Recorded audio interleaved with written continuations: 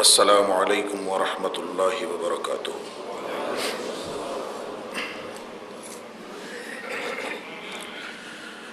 الحمد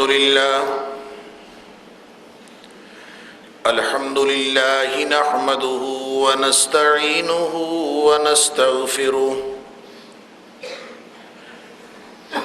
ونؤمن به ونتوکل علیہ ونعوذ باللہ من شرور انفسنا ومن سیئات اعمالنا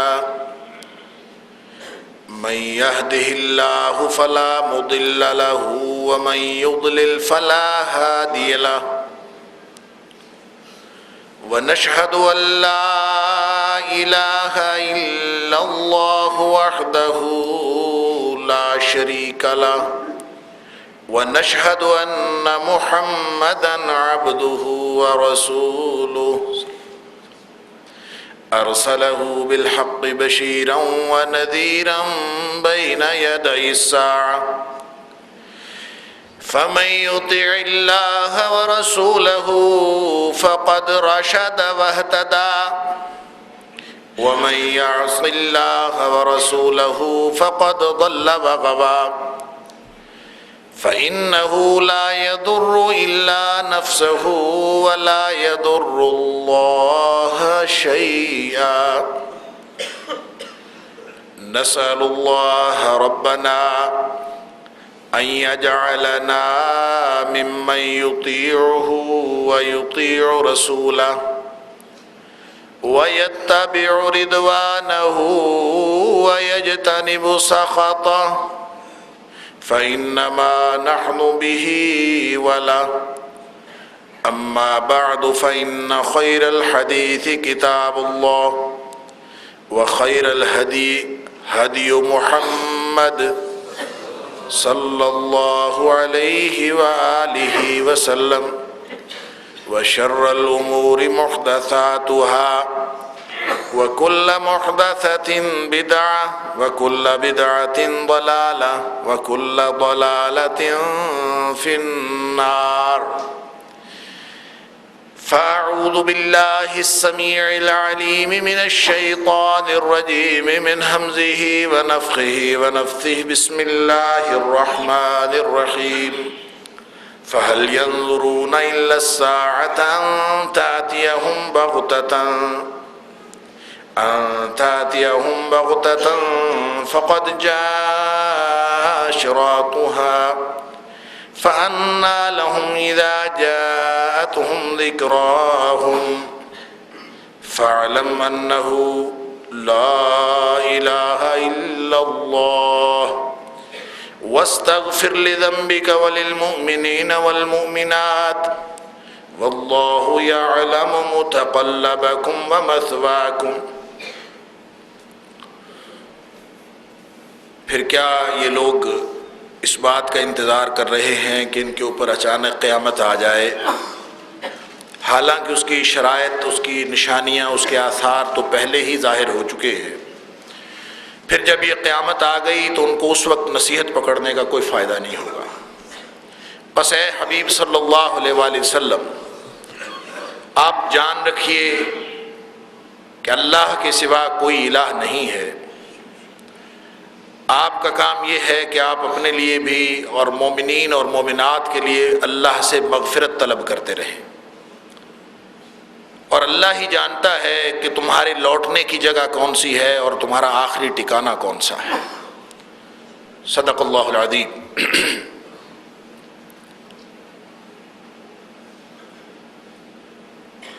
اللہ کے رسول صلی اللہ علیہ وآلہ وسلم کی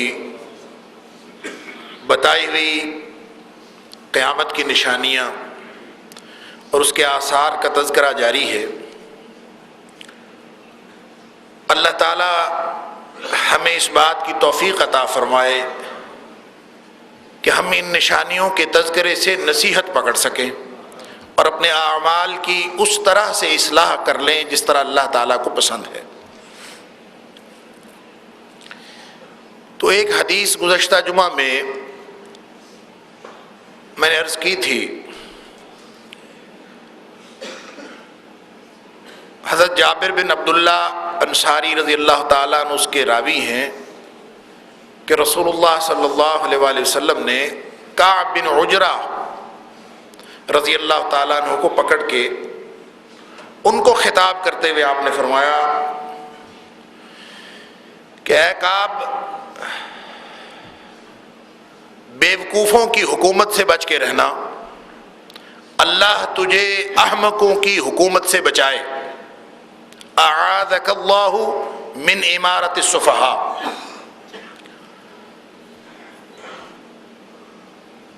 تو حضرت کعب نے پوچھا کہ امارت السفہاء سے کیا مراد ہے؟ احمقوں کی حکمرانی یا بیوقوفوں کی حکمرانی، نادانوں کی حکمرانی سے کیا مراد؟ بیوقوفوں کی حکومت سے کیا مراد؟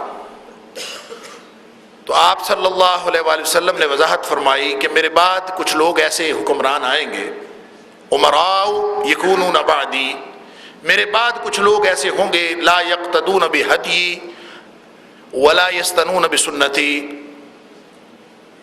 نہ ان کا قانون میرے لائے ہوئے قانون کے مطابق ہوگا اور نہ ان کا طریقہ میرے طریقے کے مطابق ہوگا۔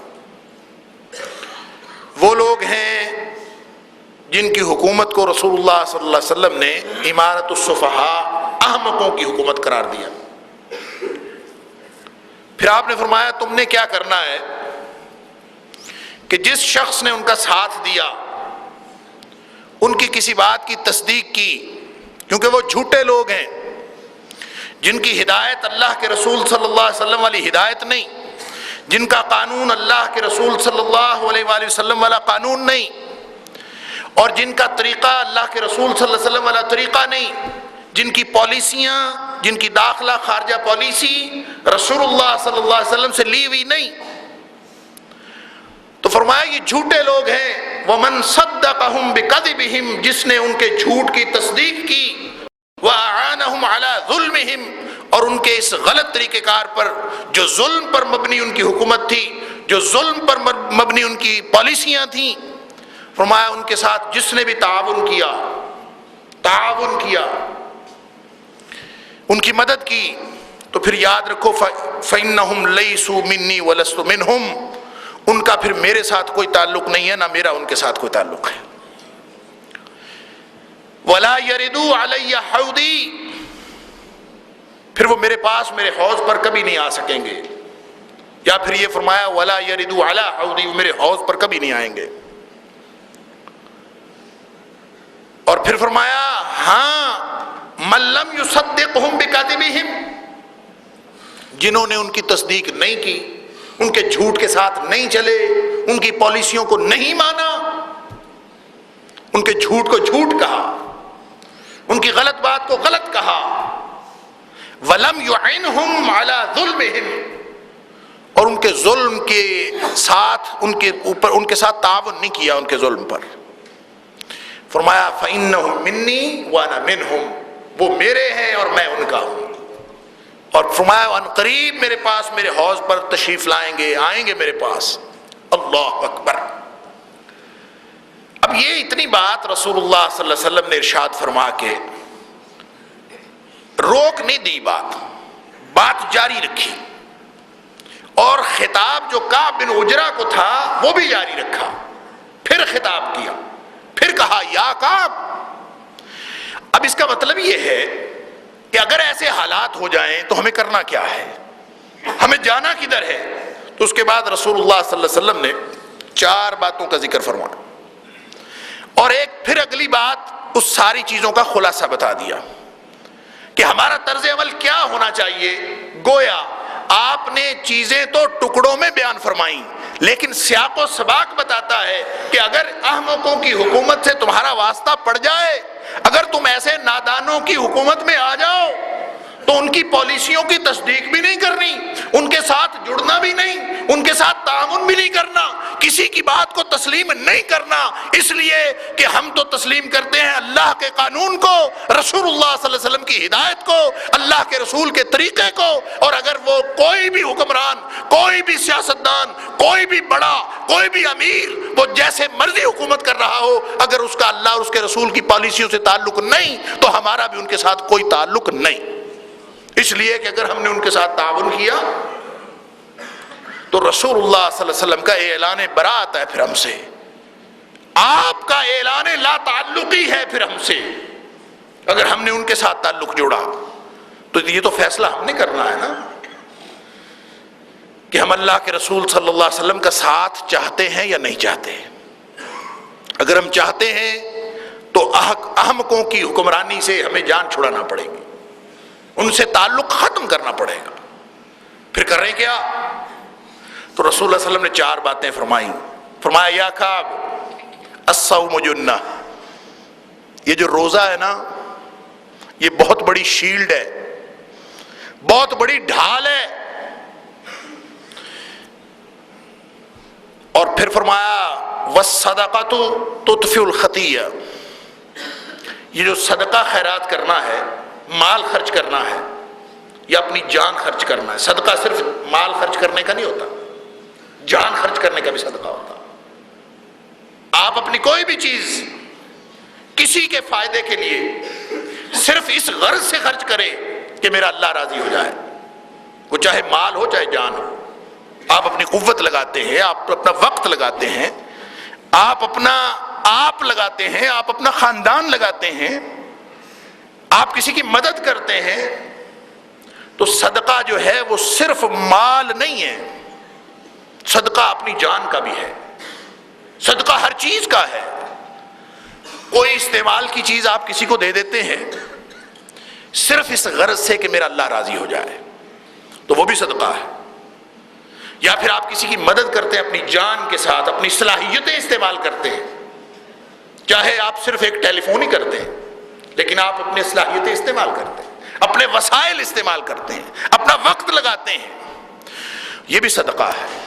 تو رسول اللہ صلی اللہ علیہ وسلم نے فرمایا والصدقۃ تطفئ الخطیہ، یاد رکھو جب تمہارے اوپر حکمرانی اور حکومت احمقوں کی آ گئی تو تم تو پھر اکیلے ہو نا، حکومت تو کوئی نہیں ہے، پھر ہر شخص اپنا والی وارث ہے، حکومت تو تمہاری والی وارث نہیں ہے، کوئی تمہیں سیکیورٹی فراہم کرنے والا نہیں، کوئی تمہارا نہیں، تو تم پھر ایسے سسٹم سے تعلق اپنا ختم کر لو، قطع تعلق کر لو، البتہ نمازیں جاری رکھو، روزہ الصوم جنہ، ایک بات روزے رکھو، والصدقۃ تطفئ الخطیہ، یہ جو صدقہ ہے نا یہ گناہوں کو مٹا دیتا ہے۔ اپنا آپ لگایا کرو اللہ کے دین کے لیے، اللہ کی رضا کے لیے، اپنا مال لگایا کرو، اس سے تمہاری خطائیں تمہارے گناہ مٹ جائیں گے۔ پھر فرمایا والصلاۃ قربان او قال والصلاۃ برہان، راوی کو شبہ ہے کہ رسول اللہ صلی اللہ علیہ وسلم نے یا فرمایا الصلاۃ قربان،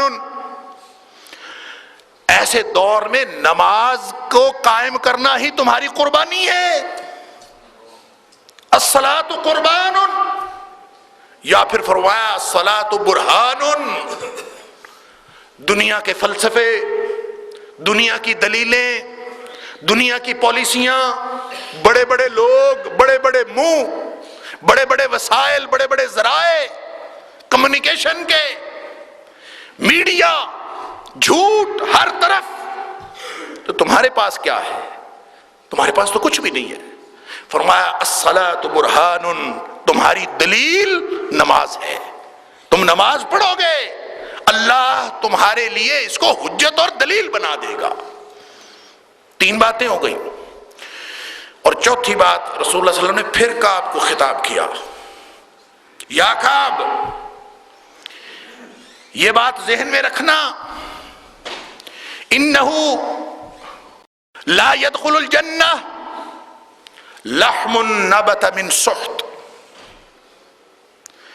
کہ کعب جو جسم حرام سے پلا ہے نا وہ کبھی جنت میں داخل نہیں ہو سکتا۔ اور پھر ساتھ فرمایا کہ النار اولا بہ، جو جسم حرام سے پلا ہے وہ تو آگ ہی کے لائق ہے، اس کا اور ٹھکانہ نہیں ہو سکتا۔ واللہ یعلم متقلبکم ومثواکم، اللہ جانتا ہے تمہارے لوٹنے کی جگہ کون سی ہے اور تمہارا آخری ٹھکانہ کون سا ہے۔ فرمایا جو جسم حرام سے پلا ہے، بھلے نمازیں پڑھتا ہو، بھلے صدقہ دیتا ہو، بھلے قربانیاں کرتا ہو، بھلے روزے رکھتا ہو، جو مرضی کرتا ہو، جو جسم پلا حرام سے ہے، اللہ اکبر. اور یہ بھی قیامت کی نشانیوں میں سے ایک نشانی. ایک دوسری حدیث میں رسول اللہ صلی اللہ علیہ وسلم نے فرمایا یاتی علی الناس زمان، لوگوں کے اوپر ایک ایسا دور آئے گا لا یبال المرء ما اخذ منہ امن الحرام او من الحلال. ایک وقت آئے گا کہ کسی کو اس بات کی پرواہ ہی نہیں ہوگی کہ مال جو آ رہا ہے یہ حرام سے آ رہا ہے کہ حلال سے آ رہا ہے. بس مال آنا چاہیے، جہاں سے بھی آ جائے، جہاں سے بھی آ جائے مال آنا چاہیے. اس بات کی پرواہ نہیں ہے کہ یہ حرام ہے کہ حلال ہے. اللہ اکبر. تو فرمایا جو جسم پلا ہو حرام سے وہ کبھی جنت میں داخل نہیں ہو سکتا. رسول اللہ صلی اللہ علیہ وسلم نے پورے تیقن کے ساتھ قانون بتا دیا کہ کعب اس بات کو یاد رکھنا، ایسا نہ ہو کہ تمہارے اوپر احمقوں کی حکمرانی ہو، تم دلیل بناؤ کہ لوگ تو اسلام پر عمل نہیں کر رہے، حکومت غیر اسلامی ہے، لہذا میں جو مرضی کرتا پھروں. لوگ کہتے ہیں اس حکومت کی چوری کر لینی جائز ہے. بھئی چوری تو چوری ہے، چاہے یہودی کی کرو چاہے عیسائی کی کرو، چور تو چور ہے. کسی غیر اسلامی حکومت کی کرو یا اسلامی حکومت کی کرو، چوری تو چوری ہے، فریب تو فریب ہے، دھوکہ تو دھوکہ ہے، ڈاکہ تو ڈاکہ ہے. لہذا کوئی مجرم وہ اپنے جرم کی بنیاد کسی حکومت کو نہیں بنا سکتا، اور اس وجہ سے وہ حرام کھانا شروع کر دے کہ ساری دنیا حرام کھا رہی ہے، ہمارے حکمران حرام کھا رہے ہیں، لہذا ہمارے لیے بھی حرام جائز ہو گیا. حکومت چوریاں کر رہی ہے، ہم بھی چوریاں کر لیں. کسی دوسرے کا گناہ کسی پہلے کے گناہ کی دلیل نہیں بن سکتا، اس کی بنیاد نہیں بن سکتا. کوئی کرتا ہے کرتا پھرے. تو فرمایا اس بات کو یاد رکھنا، حالات جس طرح کی مرضی ہو جائیں، حلال کا اہتمام کرنا ہے، حلال کا رزق حلال کا اہتمام کرنا ہے. کیوں کہ جو جسم حرام سے پلا ہے وہ کبھی جنت میں داخل نہیں ہو سکتا. بلکہ فرمایا النار اولا بہ، اس کے لیے تو ایسا جسم جو حرام سے پلا ہے وہ ہے ہی اس لائق کہ وہ جہنم میں جائے، وہ کہیں اور جا ہی نہیں سکتا. اللہ اکبر. گویا 4 باتیں رسول اللہ صلی اللہ علیہ وسلم نے فرمائی: نماز کا اہتمام، روزے کا اہتمام، اور صدقے کا اہتمام. خرچ کرو اللہ کی رضا کے لیے، اپنا آپ خرچ کرو، اپنا مال خرچ کرو. اور پھر فرمایا کہ رزق حلال کا اہتمام. یہ 4 باتیں گویا کر لو گے تو کیا ہوگا؟ کچھ نہ کچھ تو کرنا ہے نا. فرمایا یہ کر لو، اور جو آخری اصول بتایا وہ ساری اس حدیث کا خلاصہ. فرمایا یا کعب الناس غادیان، اے کعب لوگ گھر سے نکلتے ہیں، ہر کوئی اپنا اپنا عمل کرتا ہے، ہر کسی کا اپنا کردار ہے، لیکن بنیادی طور پر ہر شخص اپنا سودا کرنے نکلتا ہے. الناس غادیان فمبتاع نفسہ فمعتقها. فرمایا ایک وہ ہے، ہر کوئی اپنا اپنا سودا کرتا ہے نا. ایک وہ ہے جو گھر سے نکلتا ہے اور اپنے نفس کا سودا اس طرح کرتا ہے کہ وہ اپنے آپ کو اللہ کے عذابوں سے بچا لیتا ہے. ایک وہ سودا کرتا. اور دوسرا وہ ہے فباعٍ نفسہ فموبقها. دوسرا وہ ہے وہ بھی گھر سے نکلتا ہے، وہ بھی عمل کرتا ہے، وہ بھی کام کرتا ہے، لیکن اس کی سودے بازی، اس کی خرید و فروخت، اس کی تجارت یہ ہے کہ وہ اپنے آپ کو تباہ و برباد کر کے رکھ دیتا ہے، اپنے آپ کو ہلاکت و بربادی میں ڈال لیتا ہے. فموبقها، وہ بھی خریدار ہے، وہ بھی تاجر ہے، وہ بھی سودا کرتا ہے، وہ بھی سودا کرتا ہے. تو حالات جو اس طرح کے ہو جائیں وہاں پہ خاص طور پر یہ بات رسول اللہ صلی اللہ علیہ وسلم نے فرمائی کہ ان باتوں کا اہتمام کرو جو اللہ کے قریب کر دینے والی باتیں ہیں. جب اللہ کے قریب ہو جاؤ گے، وگرنہ اگر آپ اپنے ان سفہا جن کا تذکرہ دیگر حدیثوں کے اندر بھی آتا ہے، جیسے میں نے عرض کیا کہ رسول اللہ صلی اللہ علیہ وسلم فرمایا وَكَانَ زَعِيمُ الْقَوْمِ أَرْذَلُهُمْ، بدترین لوگ ان کے حکمران بن جائیں گے۔ اور پھر فرمایا السفیہ یتکلم فی امر العامہ، ایسے لوگ تمہارے اوپر حکمران ہو جائیں گے، عوام کے امور طے کرنے والے، پالیسیاں طے کرنے والے، وہ احمق اور بیوقوف ترین لوگ ہوں گے۔ اللہ اکبر! کیوں یہ کیوں ساری باتیں فرمائی؟ اس لیے کہ سیانف اور دانش یہ نہیں ہے کہ اس نے دنیا کے علوم پڑھ لیے ہیں اس کے پاس دانش آ گئی ہے۔ دانش یہ نہیں ہے کہ وہ بڑا سیانا ہے، اڑتی چڑیا کے پر گن لیتا ہے اور بڑا ٹیبل ٹاک کا سیانا ہے، گفتگو بڑی اچھی کرتا ہے، لوگوں کے ساتھ بات بڑی دھڑلے سے کرتا ہے۔ یہ سیانف نہیں ہے، یہ حماقت ہے، یہ نادانی ہے، یہ بیوقوفی ہے۔ پھر اصل دانائی دانش کیا ہے؟ فرمایا رأس الحکمت مخافت اللہ، اصل دانش، اصل دانائی وہ اللہ کا خوف ہے۔ جس کے دل میں اللہ کا خوف آ جائے وہ دانا ہے، اور جس کے دل میں اللہ کا خوف نہیں وہ جو مرضی کرتا پھرے، جتنا مرضی سیانا ہو۔ اللہ اکبر! لا یغرنک تقلبہم فی البلاد، ان کا شہروں میں گھومنا پھرنا اور ان کا شہروں کے اندر حکومت کرنا اور یوں دندناتے پھرنا، فرمایا تمہیں کسی دھوکے میں مبتلا نہ کر دے۔ اللہ اکبر! وَمَأْوَاهُمْ جَهَنَّمُ وَبِئْسَ الْمِہَادُ، ان کا اصل ٹھکانہ جہنم ہے اور وہ بڑا برا ٹھکانہ ہے۔ اللہ اکبر! لہٰذا یہ دنیا کے یہ جو اصول قانون چل رہے ہیں، کس کی بات مانیں کس کی نہ مانیں، کس کو سچا سمجھے کس کو جھوٹا سمجھے، ایک ہی معیار ہے۔ کیا معیار ہے؟ کہ جو اللہ اور اس کے رسول کی بات کرتا ہے اس کی بات مان لو، اور جو کسی اور پالیسی کی بات کرتا ہے، پالیسیاں بنائیں گے، لوگوں کو دیں گے، بھی پالیسیاں تو بنی ہوئی ہیں، 1500 سال پہلے بن گئی، 1400 سال پہلے بن گئی، اللہ کے رسول صلی اللہ علیہ وسلم نے دے دی، مسئلہ تو عمل کرنے کا ہے۔ انفرادی پالیسی بھی موجود ہے، اجتماعی پالیسی بھی موجود ہے، اور اگر اس کو کوئی امپلیمنٹ کرنے کے لیے اللہ کے رسول سے ہدایت لے اور اللہ کے رسول کا طریقہ اپنائے تو دنیا بھی بن گئی اور آخرت بھی بن گئی۔ اور اگر کوئی نہیں بناتا تو یہ معاملہ صرف سیاستدانوں کا نہیں ہے، میں نے پچھلے جمعے میں بھی عرض کیا تھا، ہر وہ طبقہ جو مقتدر طبقہ ہے، جس کے پاس کوئی نہ کوئی اتھارٹی ہے، کوئی نہ کوئی اختیار ہے، یہ سب کی بات ہے۔ اس سے مراد صرف حکمران نہیں ہے، اس سے مراد وہ لوگ بھی ہو سکتے ہیں جن کے پاس مذہبی اقتدار ہے، مولویوں کا طبقہ، علماء کا طبقہ، جو بظاہر لوگوں کو اور عوام الناس کے لیے وہ دین میں اتھارٹی ہے۔ محلے کی مسجد کا مولوی اتھارٹی ہے نا، آپ نے تو اس سے پوچھنا، جس کو جو مسئلہ ہوا اس نے تو جا کے مولوی صاحب سے پوچھنا ہے، جی مسئلہ تو بتائیں۔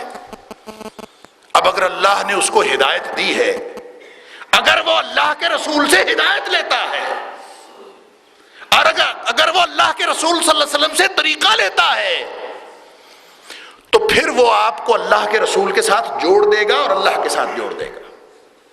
اگر اس کا طریقہ یہ نہیں ہے تو ایک دوسری حدیث جو مسلم شریف کی ہے، اس میں رسول اللہ صلی اللہ علیہ وسلم نے اس بات کو واضح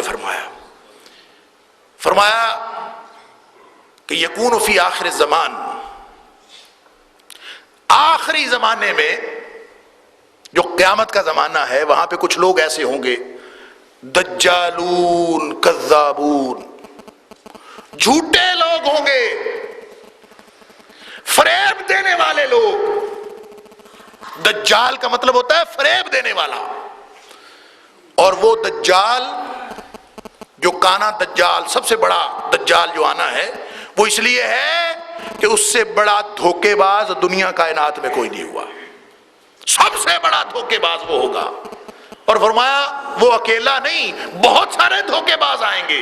فرمایا آخری زمانہ آئے گا تو تمہارے اندر ہوں گے ہی دھوکے باز اور جھوٹے لوگ، دجالون کذابون، مسلم شریف کی حدیث ہے۔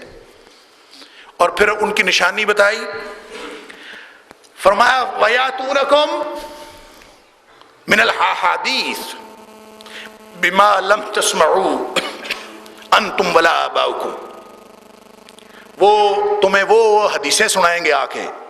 اللہ اکبر، اس کا مطلب سمجھ گئے ہیں کون ہے؟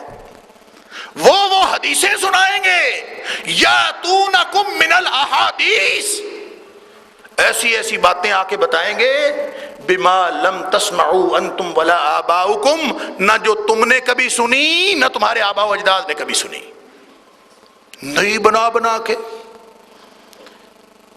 اپنی طرف سے گھڑ گھڑ کے۔ یاتونکم من الاحادیث، اور حدیث کا ایک معنی ہوتا ہے نئی بات، نئی نئی باتیں بنا کے، نیا دین بنا کے پیش کریں گے، نہ تم نے کبھی سنا نہ تمہارے آبا و اجداد نے کبھی سنا۔ اگر حدیث ہوگی تو وہ تو کتابوں میں موجود ہوگی نا، اس کی تو سند ہوگی، اس کی صحت پر حکم لگا ہوگا اگر حدیث ہوگی۔ اور اگر کوئی ایسی سنائے جس کا پتہ ہی کوئی نہیں، اللہ اکبر، اس سے مراد صرف علماء بھی نہیں ہے، لگتا ہے سارے اس میں شامل ہیں، دجالون کذابون، جو بھی یہ کردار رکھتا ہے۔ یہ اب جو آ گیا ہے نا یہ موبائل، اس کے اندر بے شمار حدیثیں آتی ہیں نئی نئی، اللہ تعالیٰ معاف فرمائے، حدیث کے نام پر اتنے بڑے بڑے بہتان، اور نیچے لکھا ہوتا ہے حدیث۔ جو محرم کی سب سے پہلے مبارکباد دے دے اس پر جنت واجب ہو گئی، الحدیث۔ جو ربیع الاول کی سب سے پہلے مبارکباد دے دے اس پر جنت واجب ہو گئی، الحدیث۔ رسول اللہ صلی اللہ علیہ وسلم پر بہتان باندھتے ہیں، جھوٹ بولتے ہیں، اور رسول اللہ صلی اللہ علیہ وسلم نے صاف فرمایا ہے من کذب علی متعمدا، اور جس نے جھوٹ باندھا میرے اوپر، جانتا بھی ہے کہ جھوٹ ہے، جانتا ہے کہ جھوٹ ہے، جان بوجھ کے جھوٹ باندھا، فَلْيَتَبَوَّأْ مَقْعَدَهُ مِنَ النَّارِ، وہ اپنا ٹھکانہ جہنم میں سمجھے، اس کا ٹھکانہ جنت میں نہیں ہو سکتا۔ کتنی خطرناک بات ہے۔ اور پھر اگر کوئی حدیث سے کم آتا ہے تو وہ پھر کوئی بھی اچھی بات ادھر ادھر سے پکڑی اور اس کو حضرت علی رضی اللہ تعالیٰ کا قول بنا کے بھیج دیا۔ ہر اچھی بات حضرت علی کا قول ہے، اور ہر اچھا شعر فراز کا شعر ہے، اور یوں بنا بنا کے، اللہ اکبر، جھوٹ پر مبنی ساری کمیونیکیشن۔ کون کر رہا ہے یہ سارا کام؟ نہ تم نے سنی کوئی بات، نہ اس سے پہلے تمہارے آبا و اجداد نے سنی، نئی نئی باتیں، نئی نئی چیزیں، اللہ اکبر۔ ایک شخص مجھ سے پوچھتا ہے کہ ایک حدیث کی آتھینٹسٹی پوچھنی ہے، اس کی سند کیا ہے، اس کا مقام کیا ہے، مجھ سے پوچھتا۔ میں نے کیا جی حدیث، کہ جی حدیث یہ ہے کہ لمبی بات اس نے کی، میں ایک خلاصہ کرتا ہوں کہ ایک دفعہ رسول اللہ صلی اللہ علیہ وسلم کے پاس جبریل علیہ السلام تشریف لائے انسانی شکل میں۔ حضرت فاطمہ رضی اللہ تعالیٰ عنہ نے ان کو کہہ دیا چاچا جی السلام علیکم، اور جبریل علیہ السلام نے کہا وعلیکم السلام، لیکن بیٹے میں تیرا چچا نہیں، میں تو تیرا تایا ہوں۔ تو رسول اللہ صلی اللہ علیہ وسلم نے فرمایا کہ نہیں، تو جبریل تایا نہیں، تو چچا ہی ہے۔ اب جھگڑا ہو گیا، چچا ہے کہ تایا ہے؟ تو پھر رسول اللہ صلی اللہ علیہ وسلم نے جبریل سے پوچھا، جبریل اگر تیرا یہ اصرار ہے کہ تو تایا ہے تو یہ بتاؤ تو کب پیدا ہوا تھا؟ ظاہر ہے اس سے پتہ چلے گا نا تایا کہ چچا، تو کب پیدا ہوا تھا؟ تو جبریل نے کہا میں اس وقت پیدا ہوا تھا جب کچھ بھی نہیں تھا، زمین آسمان ستارے کچھ بھی نہیں تھا، اس وقت میں پیدا ہوا تھا، سورج چاند بھی نہیں تھا، تو اس کا مطلب ہے میں تایا ہوں۔ تو رسول اللہ صلی اللہ علیہ وسلم نے فرمایا کہ جبریل نقل کفر نباشد، نعوذ باللہ من ذالک، نعوذ باللہ من ذالک۔ تو رسول اللہ صلی اللہ علیہ وسلم نے فرمایا جبریل جب تو پیدا ہوا تھا اور کچھ بھی نہیں تھا تو کوئی چیز دیکھی تم نے؟ تو جبریل علیہ السلام نے کہا ہاں میں نے ایک ستارہ دیکھا تھا اور تو کوئی چیز نہیں دیکھی تھی۔ تو رسول اللہ صلی اللہ علیہ وسلم نے فرمایا کہ وہ جو ستارہ تھا، وہ ستارہ اس کی تاریخ یہ ہے کہ وہ 70,000 سال بعد طلوع ہوتا تھا، اور 70,000 سال بعد طلوع ہونے کے بعد 70,000 سال رہتا تھا، اور پھر وہ 70,000 سال کے لیے ڈوب جاتا تھا۔ اور جس وقت تو پیدا ہوا اس وقت اس ستارے کے طلوع ہونے کی 70,000ویں بار تھی۔ اس لیے، اور وہ ستارہ کون تھا؟ وہ میں تھا۔ اب بتا تو چاچا ہے کہ تایا؟ تو جبریل نے سمجھ لیا، اس نے کہا ہاں میں چاچا ہی ہوں۔ اب یہ مجھ سے کوئی شخص پوچھ رہا ہے کہ اس حدیث کی سند حاصل کرنی، کہاں سے لینی؟ تو میں نے اس کو کہا بھی بات یہ ہے کہ یہ حدیث لگتا ہے کہ یہ بر صغیر کے کسی بندے نے بنائی ہے، یہاں پاکستان ہندوستان کے کسی بندے نے بنائی۔ اس کی وجہ یہ ہے کہ عربی میں چاچا اور تایا کے لیے لفظ ہی ایک ہے، اور وہ ہے عم۔ وہاں تو چاچے اور تائے کی بحث ہی نہیں ہے، یہ تو بحث ہے ہمارے ہاں۔ تو جو حدیث بنانے والا ہے اس کا تعلق یہاں کسی علاقے سے ہے، وہاں کے علاقے سے نہیں ہے، اور وہ پوچھتا ہے حدیث کی اتھینٹسٹی۔ اللہ اکبر، یاتونکم من الاحادیث بما لم تسمعوا انتم ولا آباؤکم، ایسی ایسی باتیں کہ نہ تمہارے آباء و اجداد نے کبھی سنی، نہ تم نے کبھی سنی، اور اس کو حدیث بنا کے پیش کر رہے ہیں۔ فرمایا یاد رکھو، یہ جھوٹے دجال فریبی، چاہے علماء میں ہوں، چاہے یہ طبقہ عمراء میں ہوں، چاہے یہ حکمرانوں میں ہوں، یہ جو نئی نئی پالیسیاں، نئے نئے دعوے، نئی نئی باتیں، نئی نئی پھول چھڑیاں چھوڑتے ہیں، یہ سارے اس کے مصداق ہیں۔ یاتونکم من الاحادیث، نئی نئی باتیں لے کے آئیں گے، جدت لے کے آئیں گے، اس لیے کہ کل جدید لذیذ، عربی کا مقولہ ہے کہ ہر نئی چیز بڑی مزیدار ہوتی ہے، بڑی پر لطف ہوتی ہے، بڑی پر لذت ہوتی ہے۔ لہذا کوئی نیا، نئے نعرے کے ساتھ آئے، نئے روپ کے ساتھ آئے، جو کسی نے نہ دیکھا ہو، جو کسی نے نہ سنا ہو، اس کی طرف دنیا لپکتی ہے، اس لیے سارا کام کرتے ہیں۔ تو رسول اللہ صلی اللہ علیہ وسلم فرمایا، مسلم شریف کی حدیث، فَإِيَّاكُمْ وَإِيَّاهُمْ، لوگو ان سب سے بچ کے رہنا۔ اس طرح کے جتنے بھی لوگ ہیں، وہ علماء میں ہوں، وہ امراء کے طبقے میں ہوں، وہ حکمران ہوں، وہ سیاستدان ہوں، جو بھی اس کردار کا مالک ہو اس سے بچ کے رہنا، اس لیے کہ لا یضلونکم، اس لیے کہ اگر تم بچو گے نہیں تو وہ تمہیں یقیناً گمراہ کر دیں گے۔ لا یضلونکم ولا یفتنونکم، ایسا نہ ہو کہ یہ تمہیں گمراہی کے رستے پر لے جائیں اور تمہیں ایسی مصیبت میں مبتلا کر دیں، فتنے میں مبتلا کر دیں کہ تم اللہ کے دین سے دور ہو جاؤ۔ اللہ اکبر، ان سے بچ کے رہنا ہے۔ ایک دوسری حدیث میں رسول اللہ صلی اللہ علیہ وسلم نے فرمایا، ان بین یدی الساعۃ کذابین، وہ میں نے پہلے بھی ایک حدیث عرض کی تھی کہ رسول اللہ صلی اللہ علیہ وسلم نے فرمایا تمہارے اوپر ایک جھوٹ کا دور آئے گا، سب جھوٹے ہوں گے، پالیسیاں جھوٹ، خبریں جھوٹ، موقف دعوے جھوٹ، وعدے جھوٹ، ہر چیز جھوٹ، فریب، اور بڑے بڑے عہدوں پر جو نظر آئیں گے جن کو ایماندار سمجھا جائے گا وہ اصل میں خائن ہوں گے، وہ امانت دار نہیں ہوں گے، خائن کو امین سمجھا جائے گا، امین کو خائن سمجھا جائے گا۔ یہاں فرمایا ان بین یدی الساعۃ کذابین، قرب قیامت یہ بڑے بڑے لوگ سب جھوٹے ہوں گے، کذابین، جھوٹے لوگ آئیں گے۔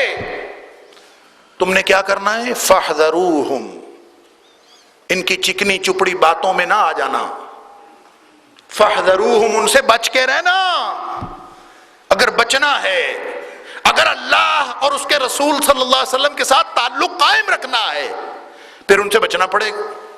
اور وہ حذیفہ بن یمان رضی اللہ تعالیٰ عنہ کی حدیث تو آپ سب کو یاد ہوگی، حضرت حذیفہ بن یمان رضی اللہ تعالیٰ عنہ،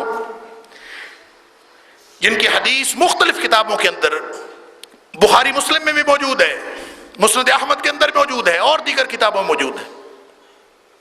حضرت حذیفہ بن یمان رضی اللہ تعالیٰ عنہ فرماتے ہیں کہ صحابی جو ہیں، دوسرے صحابی، وہ سوال کرتے تھے خیر کے بارے میں، اور میں ہمیشہ پوچھا کرتا تھا شر کے بارے میں۔ وہ خیر کے بارے میں سوال کرتے تھے اور میں رسول اللہ صلی اللہ علیہ وسلم سے شر کے بارے میں پوچھتا تھا۔ تو میں نے رسول اللہ صلی اللہ علیہ وسلم سے پوچھا کہ اللہ کے رسول، یہ جو ہمارے خیر کا دور آیا ہوا ہے، یعنی رسول اللہ صلی اللہ علیہ وسلم کا دور، کیا اس کے بعد کوئی شر کا دور بھی ہے؟ رسول اللہ نے فرمایا ہاں ہے، اس کی نشانی بیان فرمائی۔ پھر پوچھا کہ اس کے بعد خیر ہے؟ فرمایا ہاں، اس کے بعد پھر خیر کا دور آئے۔ پھر پوچھا اللہ کے رسول کیا اس کے بعد پھر شر ہے؟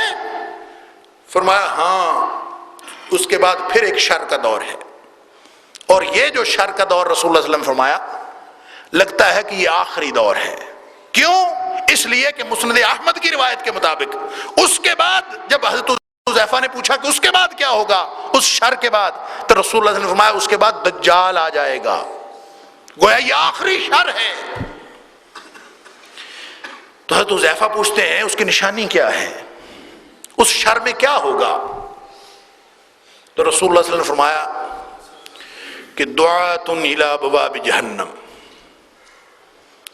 بڑے بڑے داعی ہوں گے، دعوے کرنے والے، دعوت دینے والے، لوگوں کو اکٹھا کرنے والے، لوگوں کو اپنی چکنی چپڑی باتوں سے اپنے ساتھ لگا لینے والے اور نئی نئی باتیں بتا کے لوگوں کو اپنی طرف راغب کرنے والے، دعاتن، ایسے داعی ہوں گے الی ابواب جہنم، جو اصل میں جہنم کے دروازوں کی طرف بلا رہے ہوں گے۔ اللہ اکبر۔ اور پھر فرمایا من اجابہم الیہم، جنہوں نے، جس شخص نے بھی ان کی دعوت قبول کر لی، ان کی بات پہ لبیک کہہ دیا، من اجابہم الیہ، جس نے بھی ان کی بات مانی، فقذفوہ فیہا، وہ اس کو گویا جہنم میں لے جائیں گے۔ اللہ اکبر۔ حضرت حذیفہ ڈر گئے، اللہ کے رسول اب کیا کریں پھر؟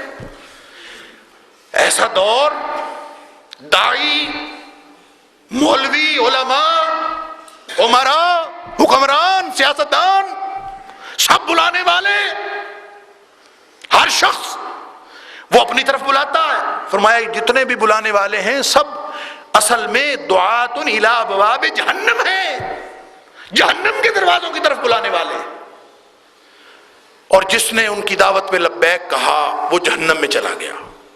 کتنی خطرناک بات۔ حضرت حذیفہ ڈر گئے، پوچھا اللہ کے رسول صفہم لنا، اللہ کے رسول ان کی نشانیاں تو بتا دیں تاکہ ہم ان سے بچ کے رہیں۔